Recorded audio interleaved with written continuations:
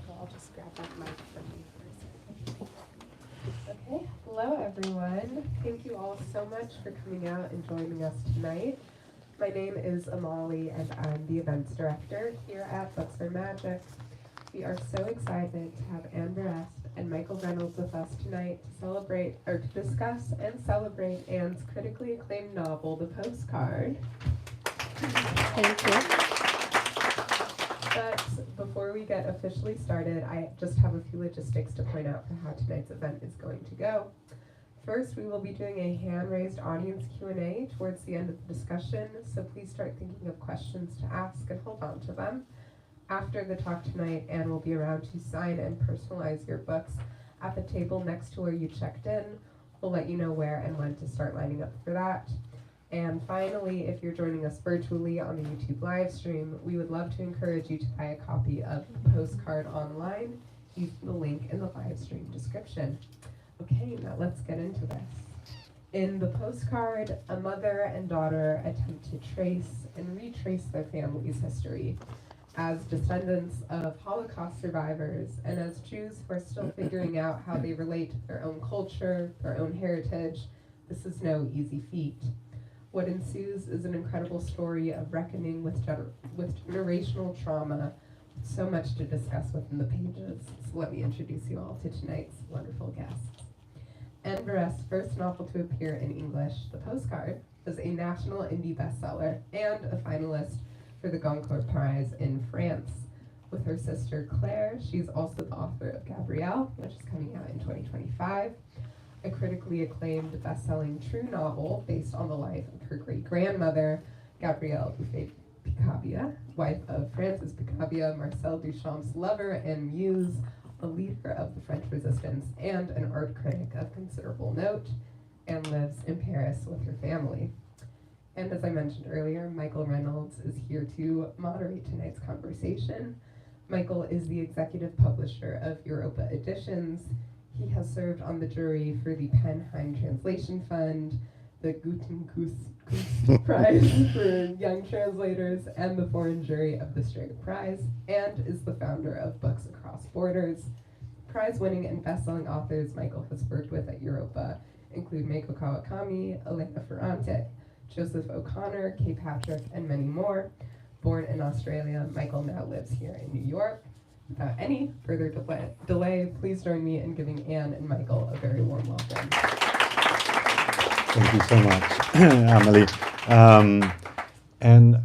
Well, first of all, I want to start by thanking Books on Magic. It's always a treat to do an event here, and as probably many of you know, it is independent bookstores that keep independent publishers alive and make it possible for us to publish these kinds of books and to continue to bring interesting, innovative, and exciting new voices to you, to readers. So we're very grateful whenever we can do an event at a great independent bookstore like Books on Magic.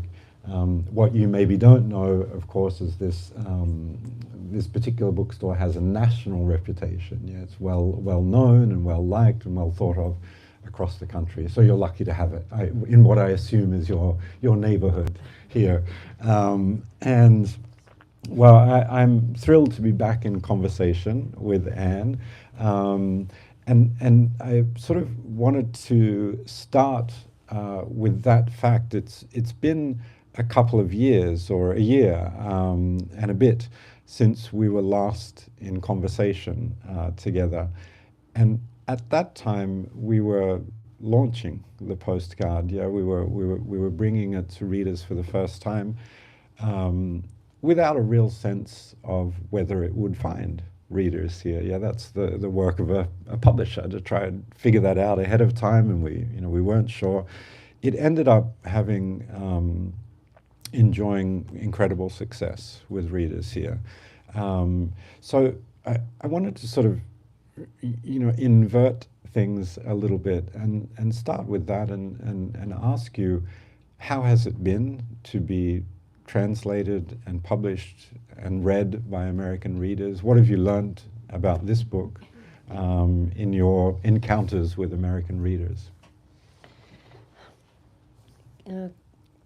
can you imagine what does it mean for a French writer to be translated in the language of James Baldwin, Sylvia Plath, Ernest Hemingway? For me, it's no, it's okay. For me, it was like that's my 60th book, and for us, French writer, it's very hard to be translated in English. So when I knew that someone wanted to translate it, I was grateful. And I remember when I took the first plane to come here to meet you, I was in my plane and I thought someone bought a ticket to me to come. And it was already like a dream. But I couldn't expect such a success here in the USA, because it's very rare for us French writers. So I'm still not sure that's real.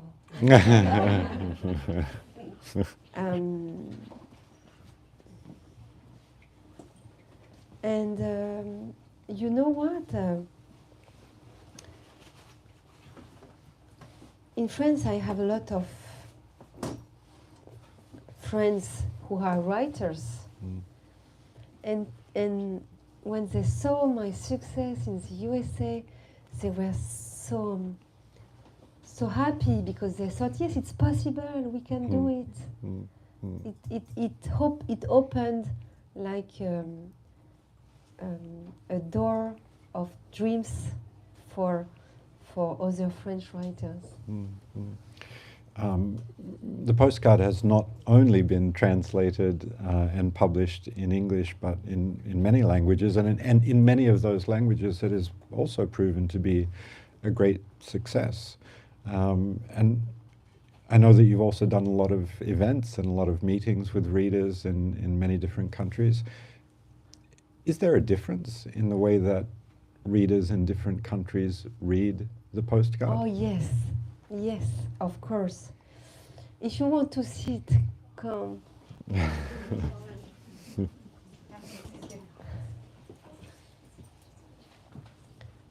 That's the first book I wrote which such a success. And so it was the first time for me that I met audiences in a lot of countries, and it was so interesting, because in Italy the questions were not the same as in Spain, as in the USA. I will give you an example. I will try to explain. That's my first event without my notes. That's true. Yes, yeah, I try to feel confident, but if I lose my words, please. It's not easy to speak for me in English. So when I was in Spain, I had an unexpectedly huge success in Spain. And I didn't know why. And a journalist, but really a success, for example, the national, how do you say when you have the news on the TV? TV news. TV news. Yeah. The TV news went to Paris to make like a little, to record like a little documentary. I was like, wow. And a journalist explained to me that, you know that in Spain you had the Inquisition, that's the word? Yeah. And that the Jews were forbidden, so you had a lot of reconversion into Christians. And the journalist explained that now in Spain, if everybody made an ADN test, something like 1 person for 5 would discover that he has Jewish roots. Yeah. And so the journalist explained to me that my book is like a quiz for identity,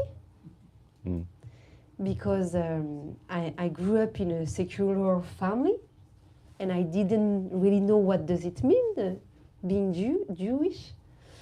And he told me, so in Spain, everybody is thinking I am maybe Jewish. Yeah. So they were interested with the book. If you want to see it, ladies. Can I? All right.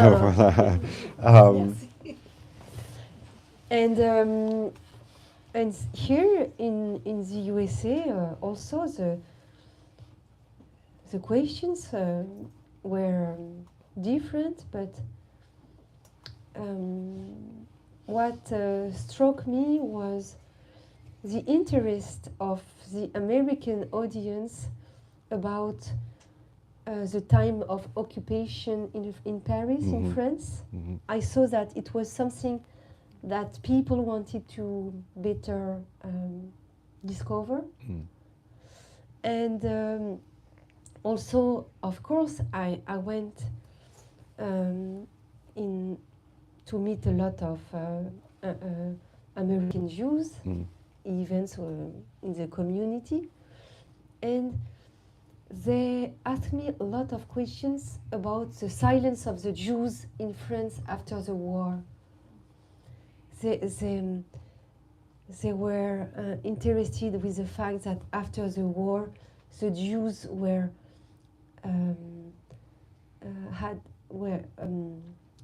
still afraid in France, and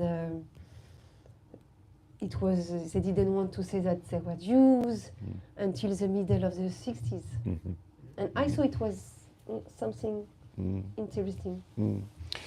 You should all know that Anne just referred to the fact that this is the first event without notes. But it was also very charming when you had those little note cards as well, because a question would come in and you would shuffle through the note cards to try and find the right answer, look at it, and then and answer. It was very nice. But after a year now, you're note free. So congratulations. We should probably create a bit of context around this book a little bit. So you've spoken about the Postcard as a book about a quest for identity. How did that begin for you? I will try to explain and not spoil the story, because it's also like a detective story. So it all starts in 2003.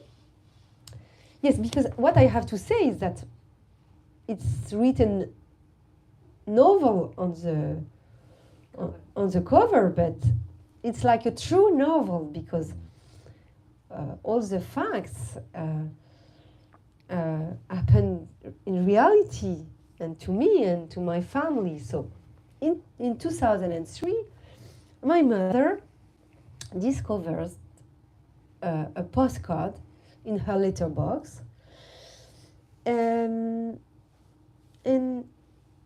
this postcard was weird because it was anonymous, no signature, no message, only 4 first names. 4 first names that my mother recognizes immediately, because they were the first names of her grandparents, uncle and aunt.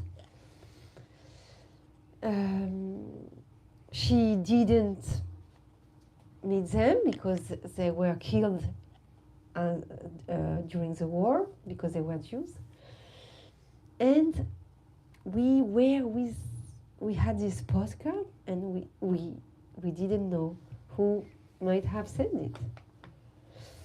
And on the other side of the postcard, you had the Garnier Opera House, And for us, French, it's something very special because we all know that during the war, the Opera Garnier House was the headquarters of the Nazis. It's easy to understand because of the barrier of the language.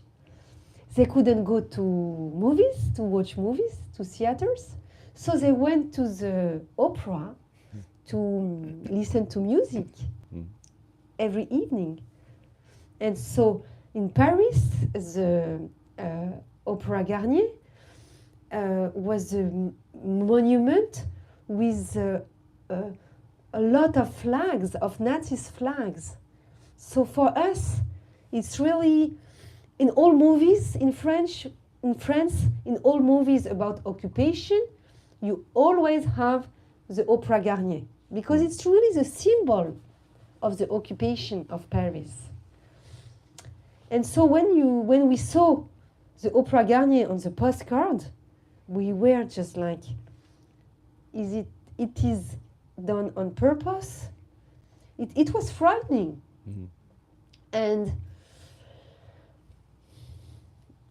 we had no idea, not the slightest clue of whom might have sent it. So we put it in a drawer, and we forgot it.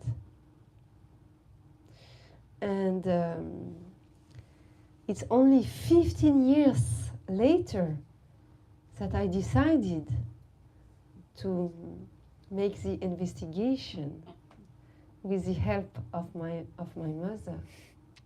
You had a few other helpers in the investigation as well, some quite colorful characters. Yes, because I told my mother we have to make an investigation, so we have to meet a private detective, because when your car is broken, you go to a garage. But if you have an investigation to make, you go to see a detective. So we went to see this private detective, and we met him, and it was like in a movie. He had a raincoat.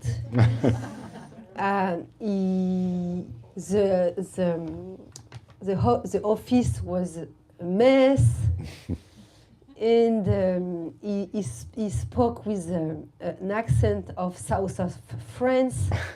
Everything was so funny. And he said to us, okay. If you have a problem with your husband, I can do something. If you want me to watch your neighbors, but your postcard, no, I don't want to hear about that. But he gave us some tricks. Yeah. To lead our investigation. And I also met a graphologist, because I wanted someone help me to interpret the handwriting, because the handwriting was so weird. I don't know if you see. I don't know if in the book you have in the French. No, in the French. In the insert you have it. Yes, maybe you have somewhere. Yeah. Yes, and so you can see that the handwriting is really special. And so I wanted to, and when you see the handwriting, you can see that someone tried to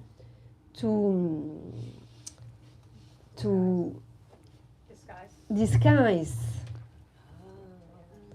And so I needed to meet a graphologist who could be an expert in disguised handwritings.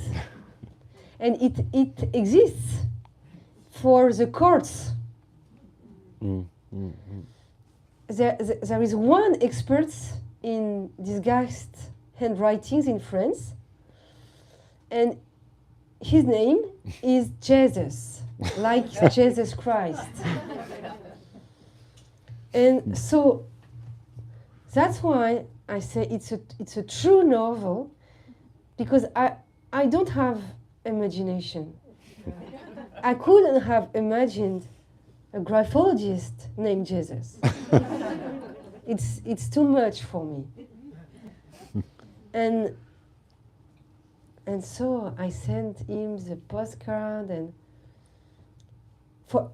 for example, he says, okay, if you think that this person, send to me a letter or something written by this person, and I will compare the letter and the postcard, and I will tell you if it's the same person or not. It was always not the good person. And so I always had conversations with my mother, saying, Mom, we made a mistake. I spoke with Jesus yesterday. It's not the good way. It's not the good path. And so it was so funny. And but the best detective was my mother. Yeah, and also a chain smoker as well. So perfect Yes. detective, private eye for you. What about you? You've spoken about some of the elements in the book that are true. Yes. But what about the novel side of it? Where does the fiction come in, and how did that tension between truth and fiction work for you? When you will read the book,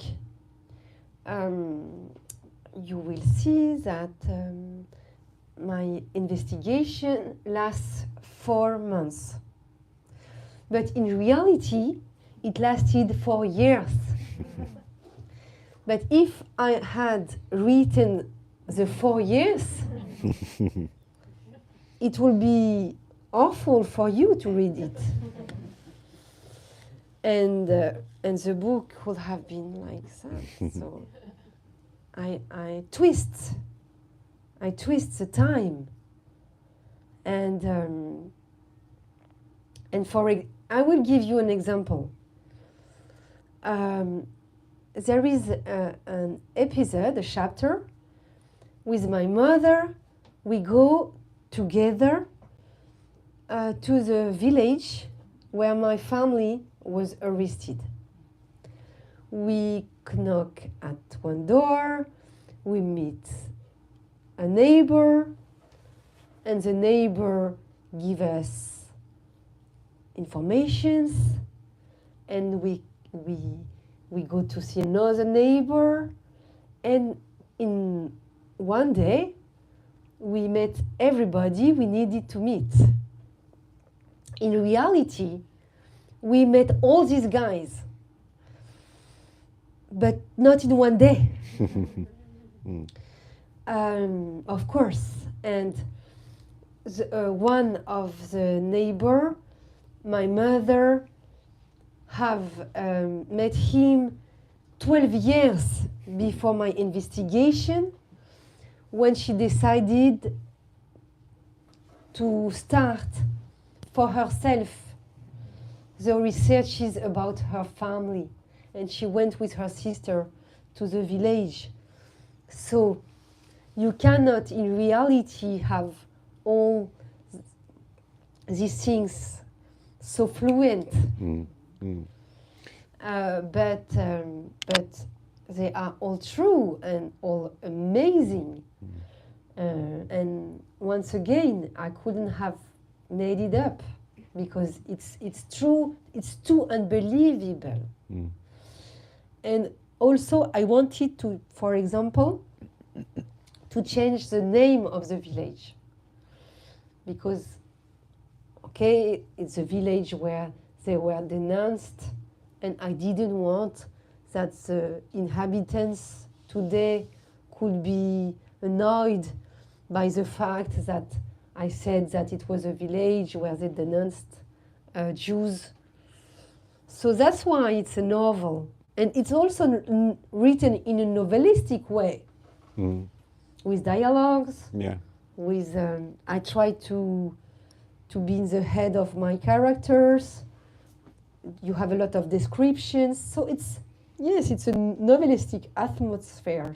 But Rhythmically, also, it's very propulsive. It moves always forward. Yes. In that sense, it's written as a novel, too, I would say. Yeah. but it's true, and even the end is true.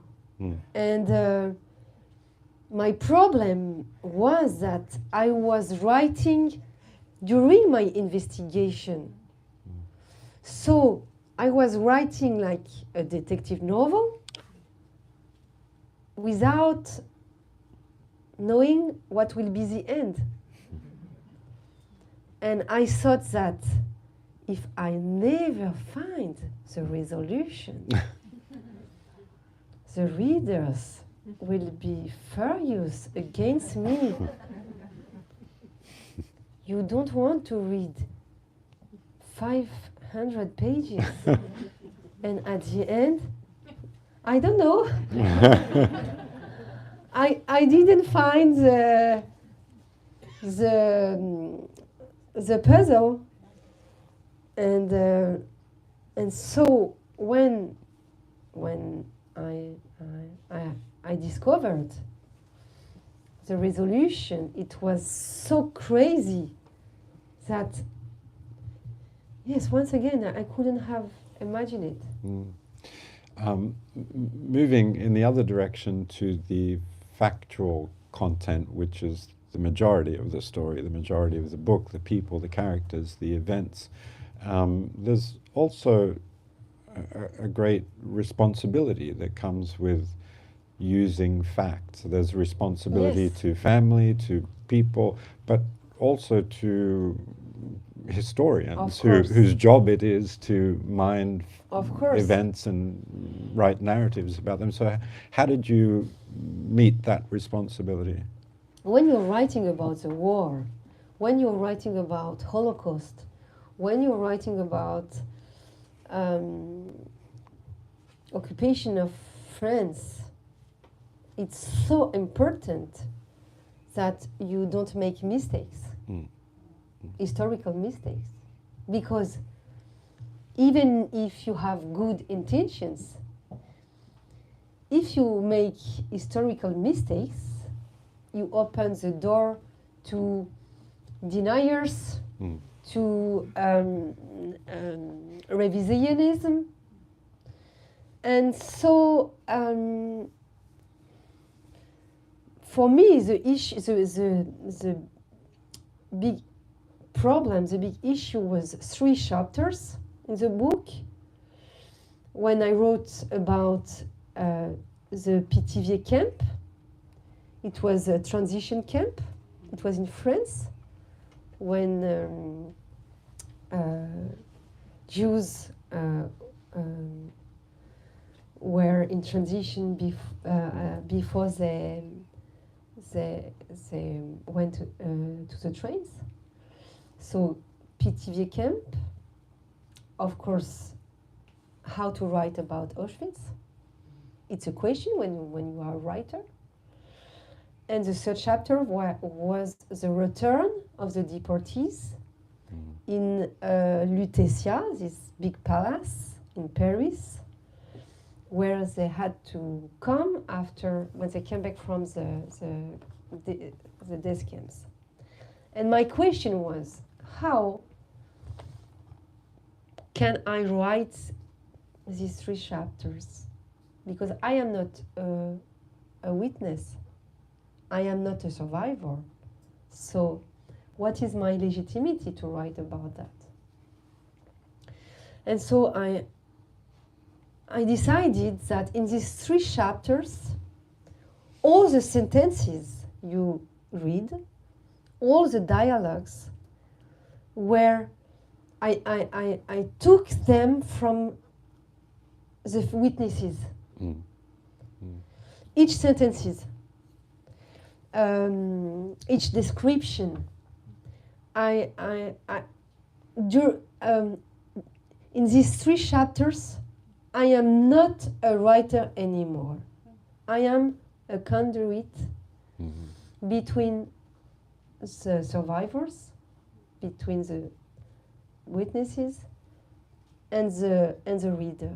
But I don't exist anymore as a writer.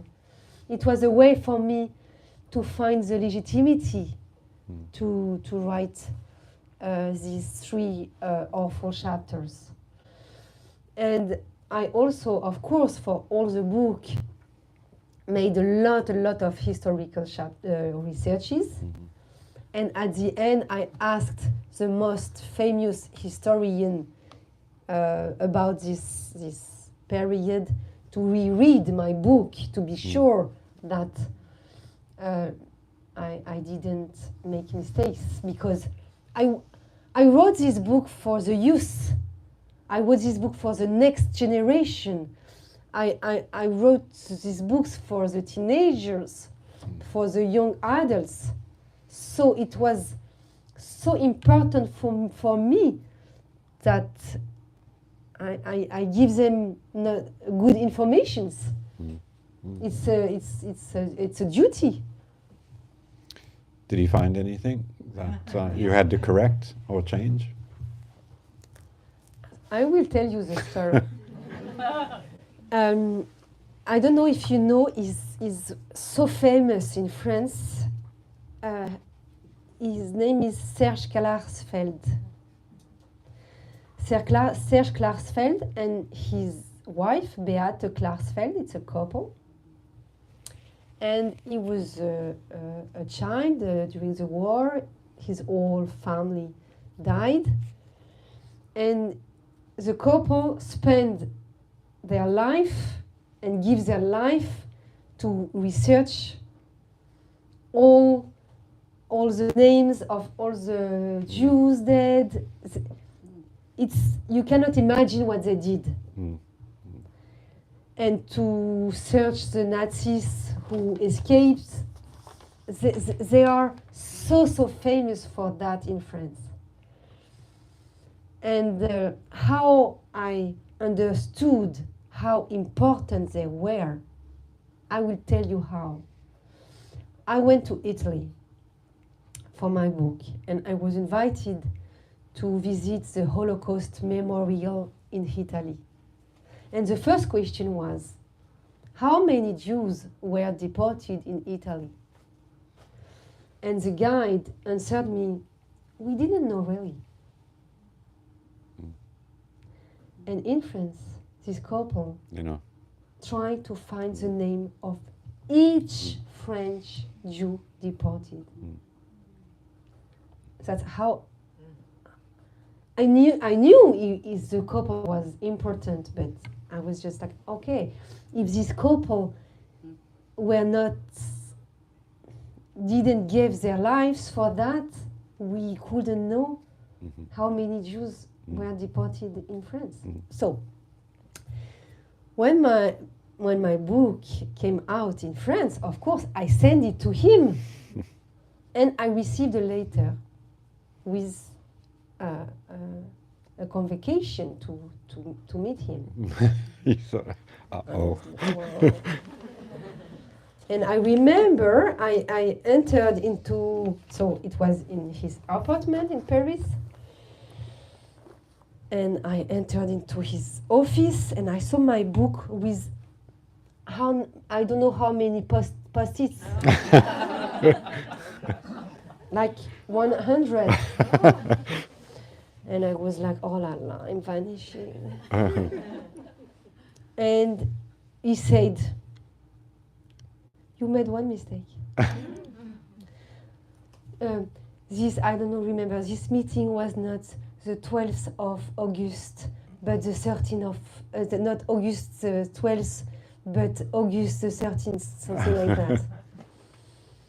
And I thought, that's my only mistake. He said, yes, and you made a good job. Mm. Mm. And that day, it was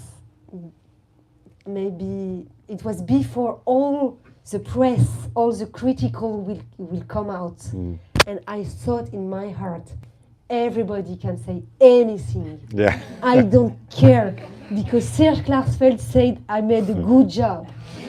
You had one other, if I remember correctly, one other very tough critic. You mentioned that your mother is a character in the book, and I know that she had a real problem with Yes. with your book and her Yeah, character. that's true. let's That's say. true, because you know it's not easy to become a character. It's a strange experience. Even if, for me, my mother is an heroine, it's strange to read how you are described. And I said to my mother, okay, you will read every 50 pages, and if you think that you are not comfortable with something, you can tell me, and I will change it. I want you to be happy with your character. And so she read the first 50 pages, and she said nothing. I was like, okay, there is a problem, something you don't like. And she said, yes. When I read the dialogues, I don't recognize myself. I don't speak like that. And I was surprised, because when we were together, I always wrote what she said to me to be. And I asked her why, and she said, because I never say injuries. Swear Swear. I words. never swear.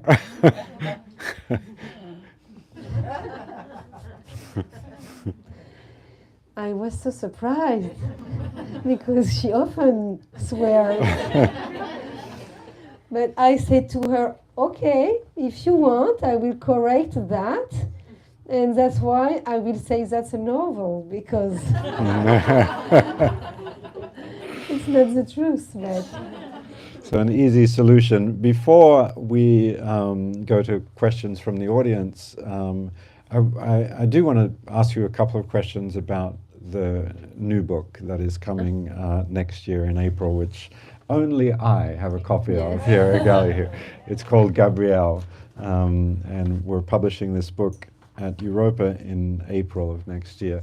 And it has, well, I think there are many things that connect the two books. Obviously, the way that it's written, and yes, the it's fact it's another true novel.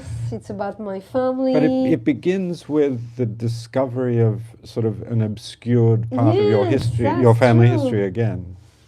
That's a book I wrote with my sister, because my sister, she's also a writer, and we wanted to write a book together.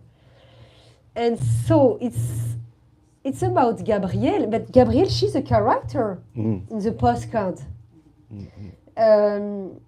She's in the resistance network. Network with her daughter, Janine. So in the Postcard, Gabrielle, she's old. But in Gabrielle, she's young. And it's a book about how she met these guys who was a painter, Francis Picabia, maybe you know his name. He was a successful painter. He was in his 30s. He painted a lot of landscapes. And when she met him, she said, "What are you doing with your landscapes?" Something new is happening. That's so 1890s. Yeah. Something new is happening. And he had the intuition that something new will happen, because his grandfather, he was a photographer. And his grandfather always told him, painting is finished. Because with photography, we will do photographs much better than you can ever do. And so when Picabia met this woman saying, stop with that and I will help you to do something else, he fell in love, he kidnapped her, and together they were like a crazy couple. And they enter into the what we say the abstraction, and it's they met the young Marcel Duchamp. You know Marcel Duchamp. Marcel Duchamp, he was a young man. He was the little brother of two artists very well known, but he was the little brother, and nobody cared about the little brother. But Gabrielle, she saw that he was a special guy. And so this special young guy fell in love with this married woman. And I don't know if you know this very famous painting of Marcel Duchamp, La mariée et les célibataires, and the bride is Gabrielle. And so they had a triangle, and they went to the USA, and it's an amazing story, and she was. It strikes me that it's an exuberant. It's a novel about freedom, about freedom, about personal relationships. Yes, and about freedom. people. They were artists, and they wanted just to create, to love, to have fun together, to dance together, to revolution things. It was not a moment with money, market, individuals. They were all always living together with Apollinaire, with Delaunay. It was like a band, like a crew. And they knew that love and make love and make painter, it was the same thing together. And that's why they had such an energy. They were not asking themselves how many money they will win. No. Why was their story obscured in your family, do you think? Yes, because I remember that day when I was a little girl and I saw my mother sign a bank check. And the guy asked her, "Are you related with the painter?" And I saw her face turn pale. And she said, "Yes," but I felt she was so embarrassed. And it's weird because usually people are so proud to be related with famous people, but not my mother, because she suffered. She suffered because Gabrielle and Francis, they were genius, but when you are genius, you are not a good father, you are not a good mother, and you are not good grandparents. They had something else to do. And their kids, their children, were the paintings. So that's why my grandfather died, he committed suicide, and they didn't care of my mother. And my mother, she grew up in a kind of poverty, and so she didn't want to hear about these guys. Before I go too far over time, are there any questions for Anne about art? Yeah. Hi, thank you so much for being here. I love this book. So I have a question about the cover. Yes. When I first started reading it, I just assumed it was a stock photo that the publisher chose, and I was more than halfway through when I realized Yes, it's your Noémie. aunt. Yes, and the expression on her face is just so real and alive. So I guess, was this always the cover? Is there another cover in France? In France, it was another cover. In France, I have to repeat the Yeah. question, otherwise we're off there. Was the cover of the postcard always that cover, and how did it come about? Yeah. so in France, the cover was a postcard because I wanted that the readers could watch, see the handwriting, and to understand that it was real. And I don't know why you didn't want the postcard. It was kind of an ugly cover. Yeah, it wasn't going to work for us. Yeah, yeah. And so Michael told me, do you have material for us? And we could work on another proposal. And they came with the picture of Noemi. And I was so moved. And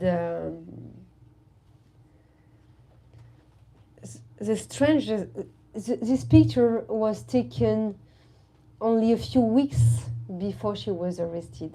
And she's 19 years old on this picture, and she's so beautiful. And if you, when you will meet my sister, when we will come back to promote Gabrielle, something is very strange because my little sister, she looks exactly like Noemi, but it's crazy. The same eyes, the same face, and yes, at the beginning I was not comfortable with the fact that Noemi was on the cover. It was maybe too in my intimacy. But now I'm happy because I don't want to spoil the book, but you know that she wanted to become a writer. And I discovered it while I was writing and investigating. And so after when I saw the book here in the USA in bookshops, I understood that now she's on the cover of a book. And it was so meaningful. I must quickly mention my colleague Eduardo, who's sitting in the back row there, who was very resolute that this had to be our cover. When there were many people who were saying this is not a cover for a novel, it has to be something different, and this, that, and the other. So kudos to you. Yes. Yes. At what point in this process of trying to figure out who sent the postcard did you decide I could write a book about this? Was there some kind of Yes. moment? Yes, it was exactly when I was with my mother, and we were with the private detective, and I thought, okay, something is trying to tell me I'm a writer, and what I am living, experiencing is like in a detective novel. So it was like, okay, warning, you have to write it. That was brave to write a book that you didn't know how it would end, really. To start doing that's brave. It was brave and awful. Really, I was desperate because I didn't want to lie to the readers. I didn't want to imagine a false end.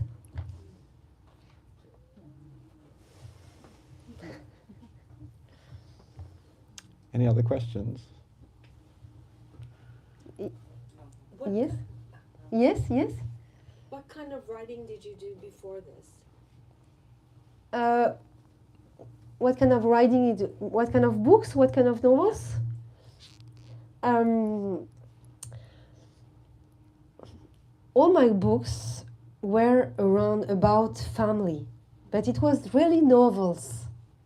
but the theme was always family, always.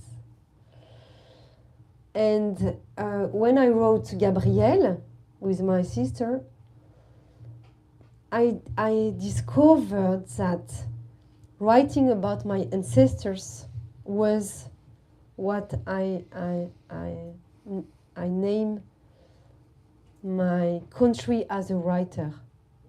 I don't know if it's clear. It's as if I discovered my country. And my country as a writer was to write about my ancestors. Because suddenly, because I wrote Gabrielle before the postcard. And suddenly, when I was writing about my ancestors, it was as if I were a musician, it was as if suddenly I was playing good. And when I wrote Gabrielle, I knew that now I will always write about my ancestors and that all my books will be about my ancestors. But how did you find out who your ancestors were? Did you have to go on a special site? At first, the most important thing I've made, it was a kind of therapy with a woman who worked on your family tree. Because it was in my late 20s, and I was like through a kind of big depression. And I went to see this therapist, and she asked me to try to find all the names of my ancestors and what happened on 3 generations. So it was for me the beginning. And so, so you see, she explained to me the cycles, the repetition in my tree, and how in the tree you can see the traumas who are repeating, and if for example, with your first name, if it was the first names of the members of your family, so you arrive on earth with these first names, this first name who already has an existence in your family. And after I was so interested in, after I read a lot of articles about the cell's memory.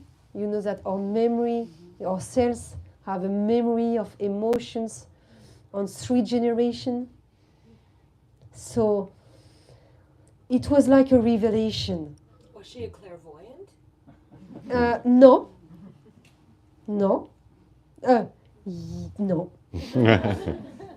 Maybe she is, but she didn't tell me. But but she also how do you say? Stirred. With tarot, with the cards. Tarot. Tarot. Yeah, tarot. Yeah. Tarot. She also cure with cards. Mm. And so I don't know. It's my this all these questions about family.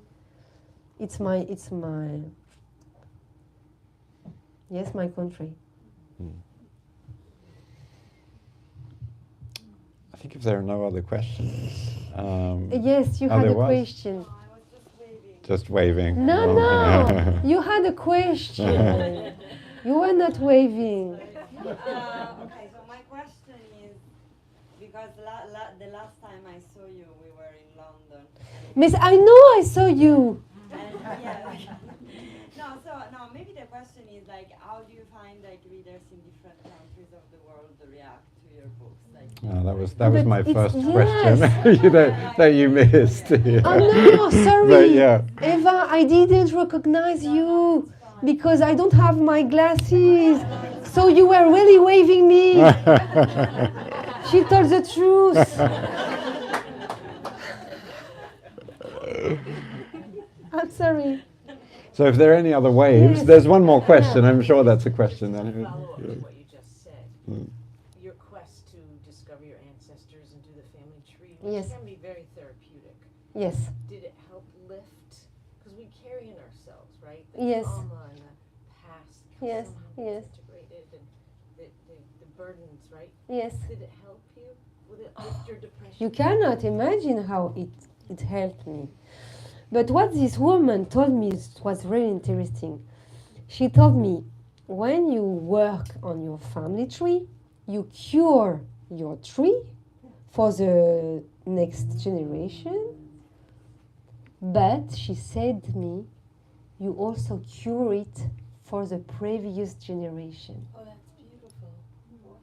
And I was just like, whoa. And I think it's true. I think you can cure something for the death and for the ghost, really. It's free. Mm. Yes. Mm. Thank you so much, Anne. Yeah. Thank you.